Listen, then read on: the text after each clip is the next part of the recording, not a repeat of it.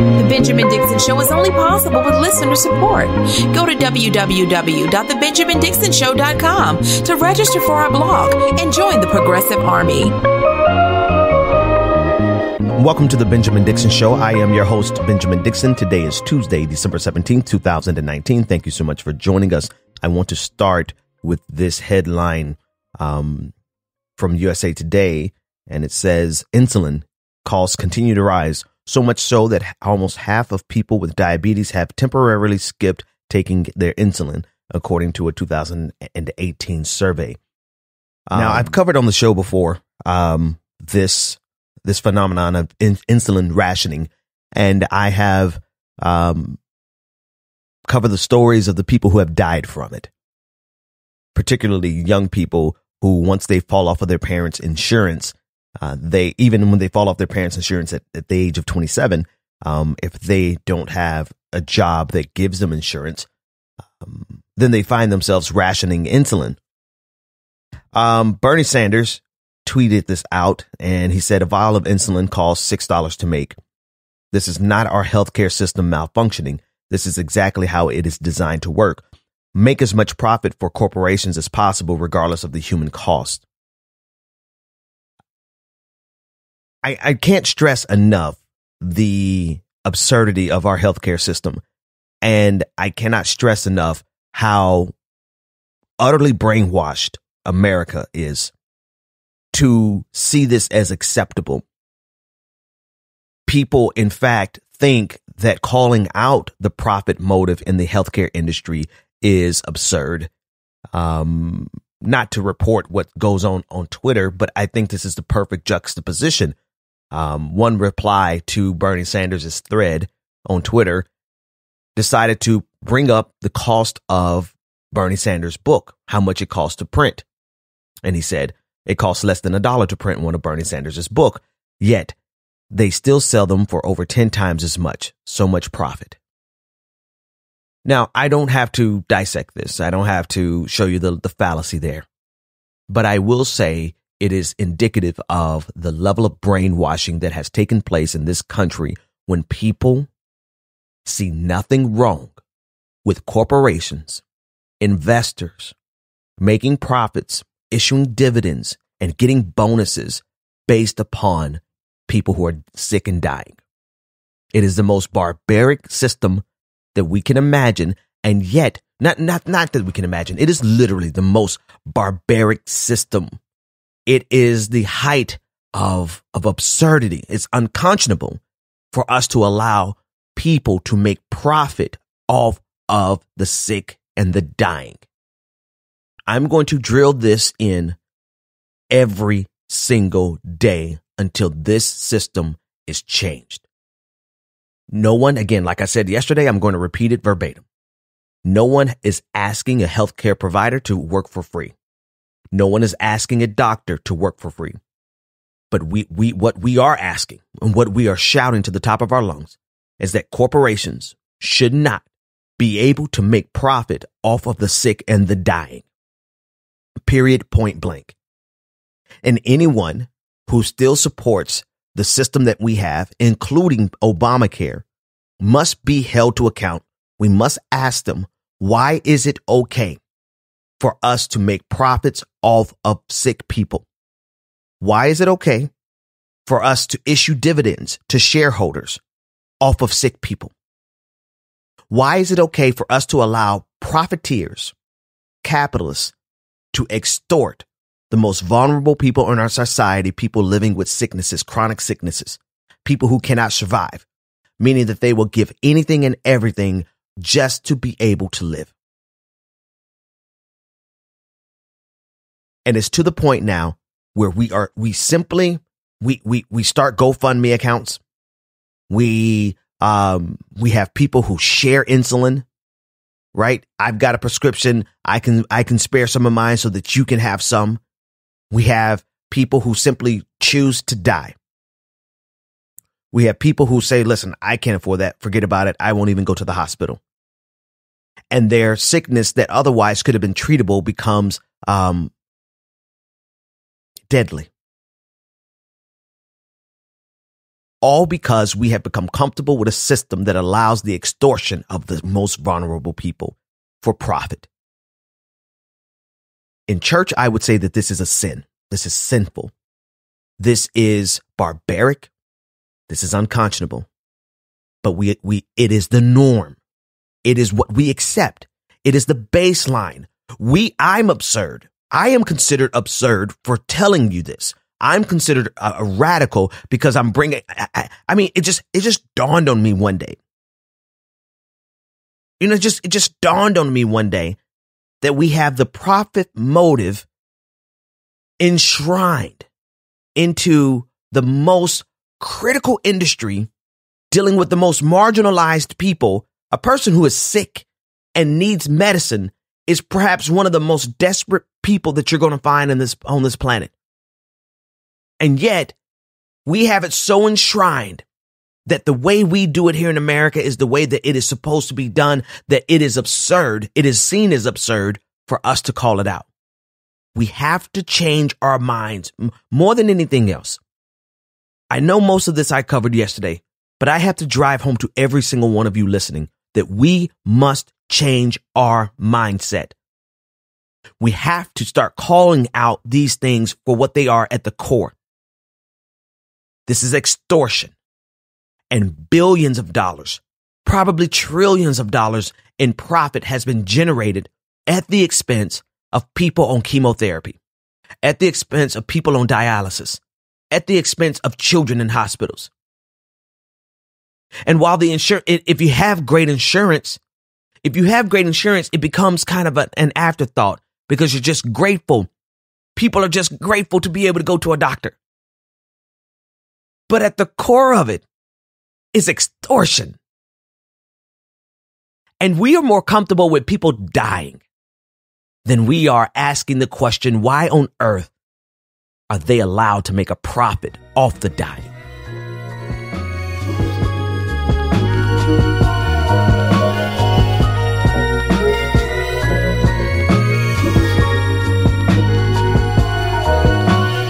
BusinessInsider.com reported last week, and I'm sorry I missed it, but it's a critical story.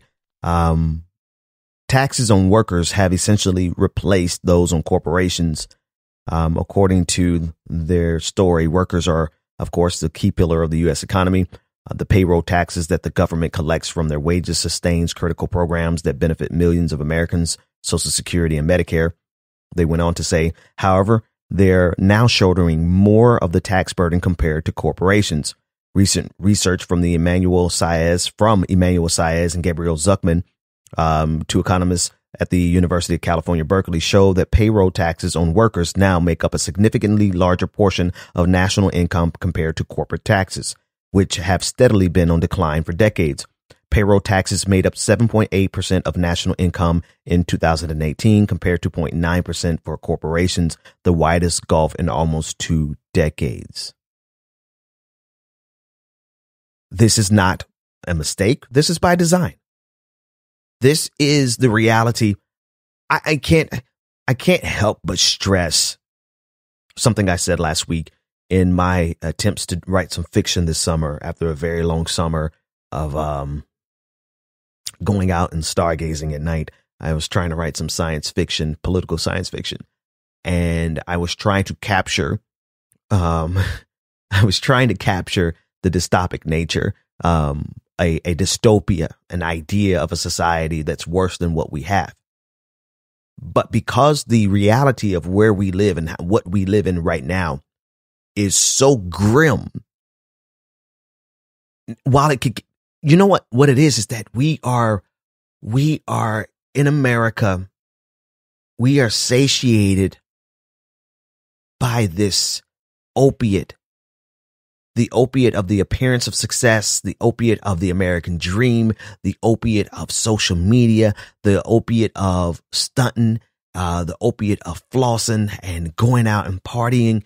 We are all satiated with the delusion when just underneath the veneer of happiness is one of the grimmest realities, the grimmest of dystopias, where people are dying because they can't get access to healthcare. People are dying because corporations have to make a profit. And now corporations who take the most from society, we see that their workers are the ones carrying the burden of society. We have a regressive tax code.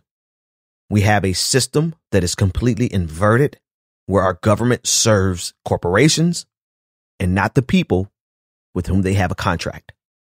Now, I took that entire sentence from somebody. I can't quite tell you who that somebody is, but you'll find out who she is soon enough. But I just want to say that that beautiful sentence that I just said is not my own thought. But I think it's so poignant here that we have a system that is designed to serve corporations, but not the people with whom they have a social contract. Here we have an entire system where corporations get away without paying any taxes. Amazon, $11 billion in profit, paid zero taxes on the profit. And here I am with, the little income that I make. And because I'm an independent contractor, I have to write every check. I said, oh God, speaking of, I got to make sure I put some money in the account to clear this IRS deposit withdrawal every month. With IRS snatches $300 out of my account to pay for taxes. So I am personally, literally paying more in taxes than all of Amazon. And now this report is showing that it's not just me, it's all of workers. I cannot imagine a system that is worse than this, except one that you take the veneer away. If you took off the veneer and people were actually able to see how ridiculously backwards our system is, if you took that away, then it would be revealed. It's like what's that movie where they put on shades and the shades showed them what was really going on?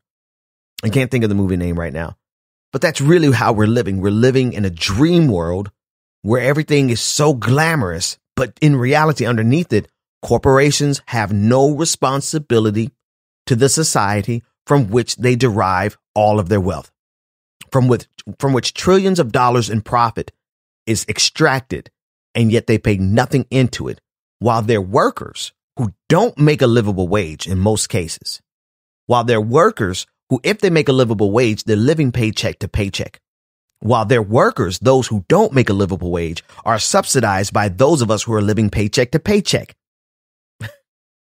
And then the corporations get off scot-free. And this is a system, mind you, that Republicans and some Democrats, but primarily Republicans, don't think is favorable to corporations enough. They want to go even further. They're considering even more tax breaks. Even more tax breaks on top of the 2017 tax break that Donald Trump gave himself, reducing capital gains down to 15%. 15%. If I could pay 15% on my income, Jesus Christ, I'd be okay. I would love to pay 15% instead of between 35 and 40%. Every month, $300 check goes out to the IRS. And we are conditioned to think that this is normal. They ease this society on us.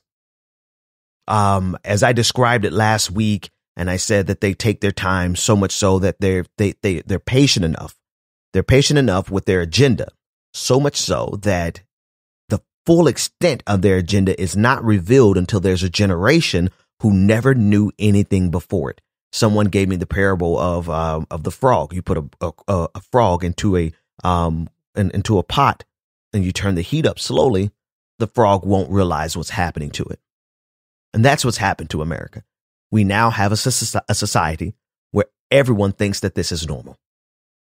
And just a handful of us are out here screaming at the top of our lungs that it is absolutely not normal for corporations to be able to extract $11 billion in profit and pay nothing in taxes while we subsidize their employees on assistance because the company does not pay a livable wage. And yet the payroll taxes and the income taxes that is taken out of these workers is what's sustaining this federal government. So the government is serving corporations. using our tax dollars to serve corporations when they don't have a contract. They don't have a social contract with corporations. They have a social contract with people. Go to www.patreon.com/The BPD Show and support The Benjamin Dixon Show. All right, this is where I want to put the patron party today. That first segment was a little too heavy to do it, but right now we can do a little bop. Come on. Special shout out to Ryan Campbell. Thank you, my friend, for becoming a patron. Also, special shout out to Matthew Newmeyer. And thank you for giving the pronunciation of the name. Thank you for becoming a patron. And last but not least, to my friend Patrick Peacock. Thank you, sir, for becoming a patron. All of you are today's MVPs, and you are the reason for which we are having a patron party. If you want to join this family of prestigious and prodigious, the most beautiful and the most intelligent people on the face of the planet, actually in all of time and space, go to www.patreon.com/The BPD Show and become a patron today. Recently, as you may have heard, the state of Wisconsin purged 200,000 people from their voting lists.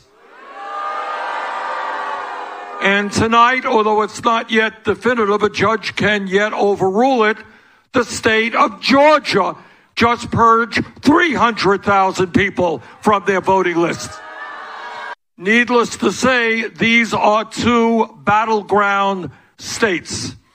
And I gotta say, to those Republican governors and officials who are too cowardly to debate the real issues facing this country, too cowardly to engage in a free, fair, and open debate, too cowardly to think that the only way they can win an election is by denying people the right to vote, I say to those cowards, get out of politics and get another job.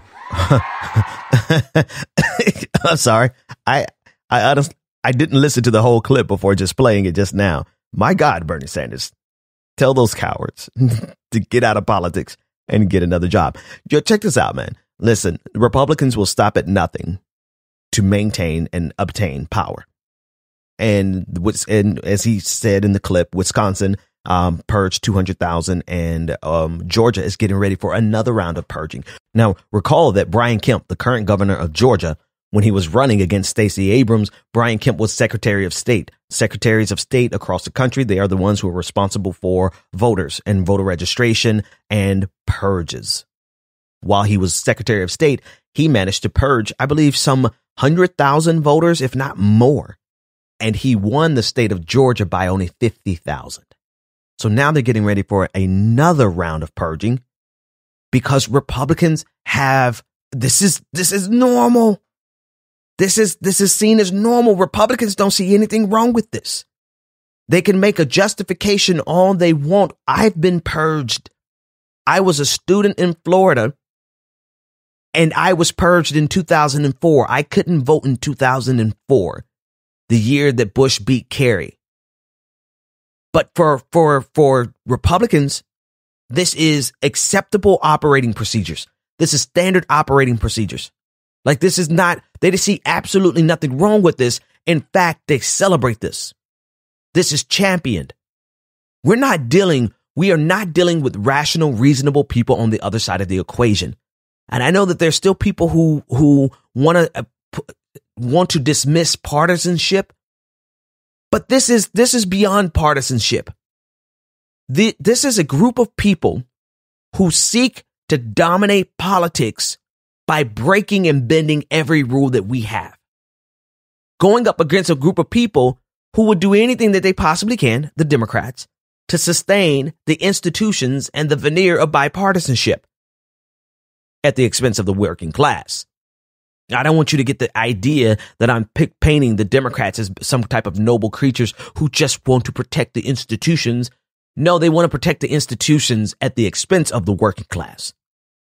But on the other side of the equation, you have a death cult of Republicans who will institute brand new poll taxes to make sure that people don't vote. And I know this is rather cliche, but I just got to say this. for anyone who doesn't think, for everyone who believes that voting does not matter, you have to ask yourself the question, why would they go through all of these hurdles, spend all of this money, and damn near destroy this country to keep you from voting?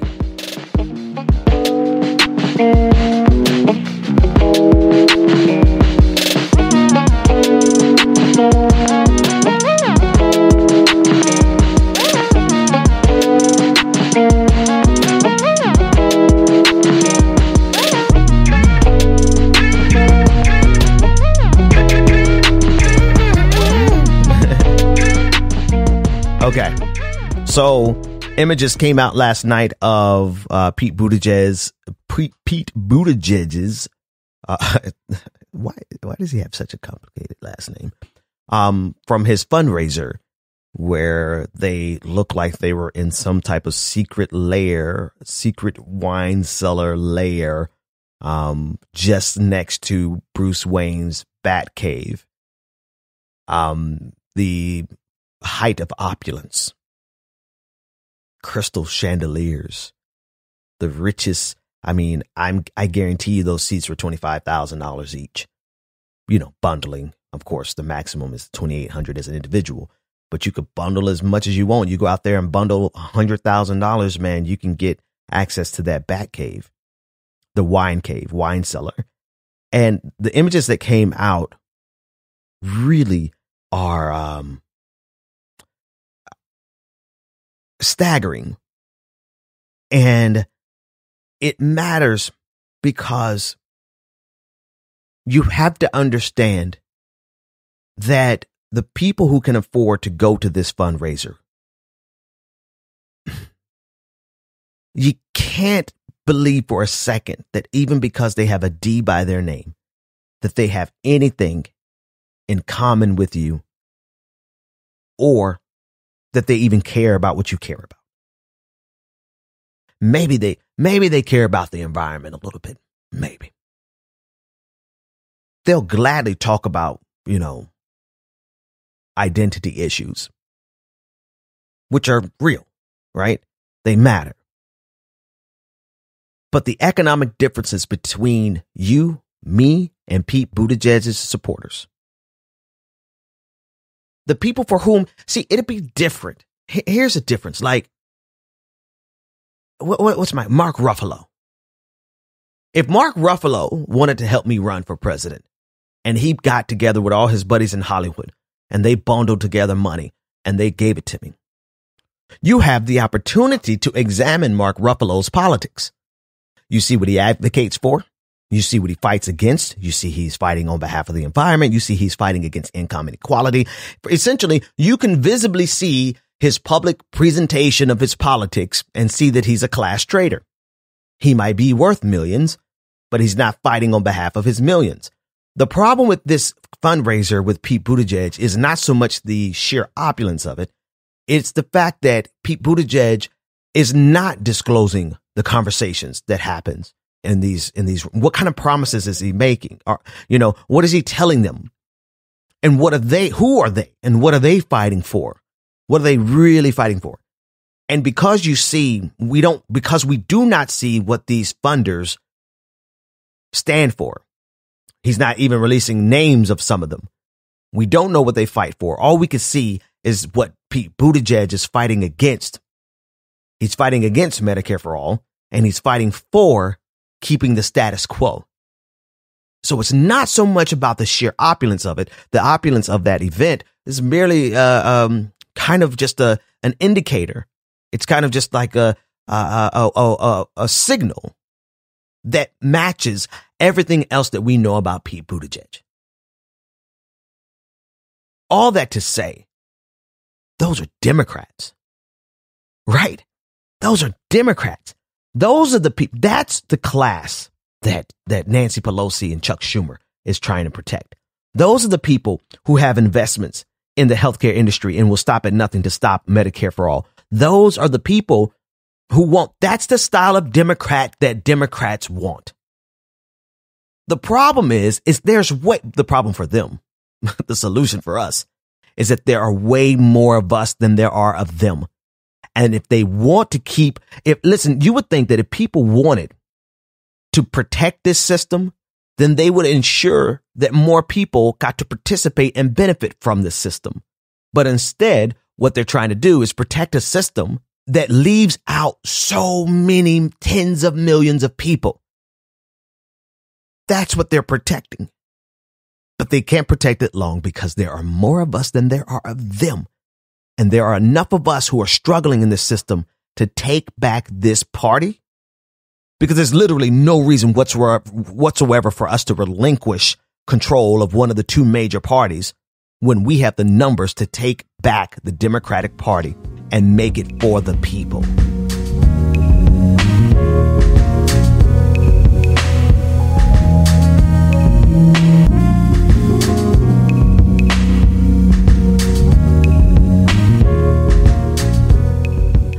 All right, last but not least, let's get ready to get out of here. I got to take the kids to school.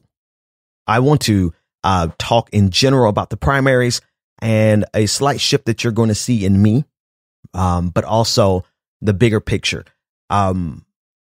It's time. I realize now that I cannot play nice with these people.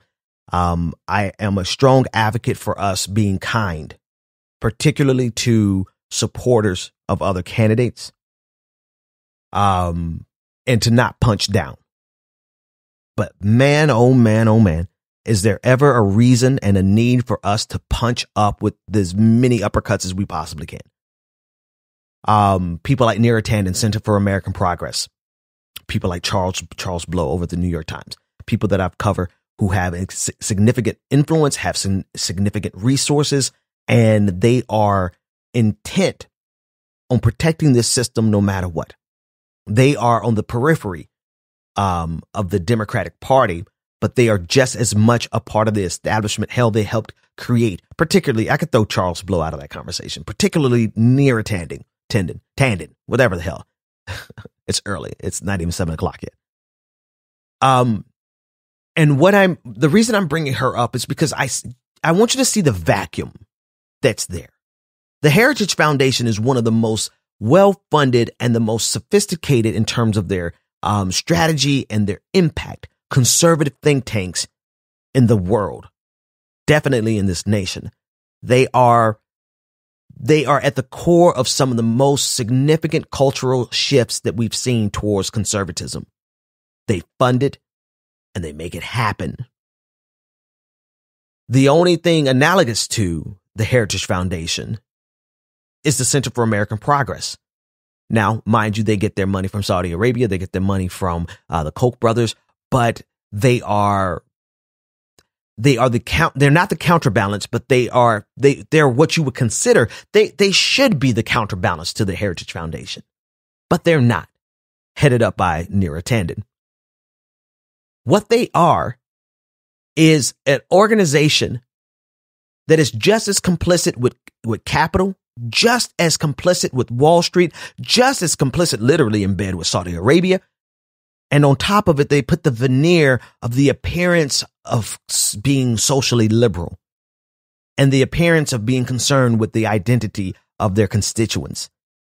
But in practice, we've seen that they are also on the side of doing anything and everything they possibly can to protect the status quo, the status quo comes at the expense of working people. All of this, you know. But one thing that you may not have considered is that as this tide begins to turn, we have to also start funding progressive think tanks. When I say we, I mean the people. We have to take these dollars that are generated. We honestly have to make sure the most critical thing that we do is to make sure that in this progressive movement that we do not allow people at the top to continue to benefit from these small dollar donations without putting those small dollar donations into progressive think tanks, actual progressive think tanks, progressive media.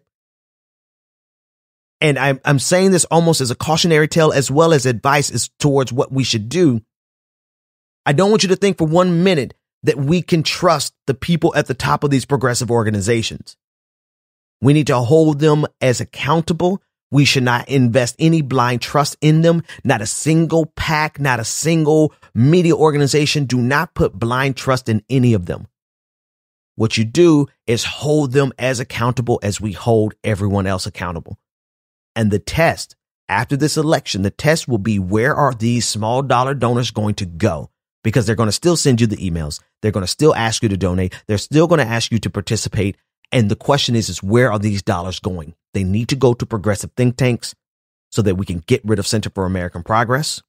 And they need to go to progressive media, because without progressive think tanks and without progressive media, we're going to always be fighting from behind. We'll always be playing catch up. So it's not just enough to get a progressive into the White House. It's not enough to get progressives in Congress and in the Senate. Those are critical and they must come first. But as soon as we get those people elected, we need those dollars to be funneled into progressive think tanks, institutions that can offer policy solutions to candidates, to people in office, to policymakers. And then we need progressive media to be able to convince the people of why we are right. I'll see you tomorrow. The Benjamin Dixon Show is only possible with listener support. Go to www.patreon.com/The BPD Show and support The Benjamin Dixon Show. If you like this episode, be sure to share, like, and subscribe.